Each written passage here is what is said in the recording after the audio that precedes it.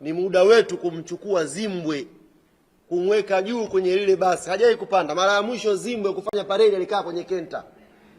Never hajawahi ku experience gari la parade. Jana kanionyesha message kivideo cha mwaka 1800 sio na ngapi. Yupo kwenye Kikenta hivi. Anachungulia Zimbwe hivi. Ni? Kabaka Yanga atakaliona namna hii Zimbwe anachungulia. Simanzi kweli kweli. Mwaka 1800 na ngapi huko. Zamani kweli kweli. Nikamwambia huyu ni wewe, akaniambia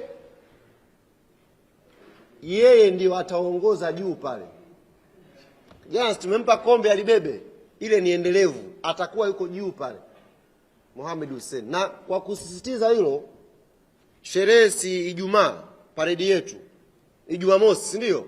Ijumaa tutakwenda kwenye duka la nini lile? Naitwaje? Perfume la Zimbwe kwenda kununua. Tunukie kwenye parade. Kwa hiyo Ijumaa tutakita kambi dukani kwa Zimbwe kununua unyunyu kila mtu anukie. Tukija kwenye parade hatutaki kuona harufu za ajabu ajabu. Kwa hiyo tutaanza naye Ijumaa afu tutakuja naye hapo. Jamani.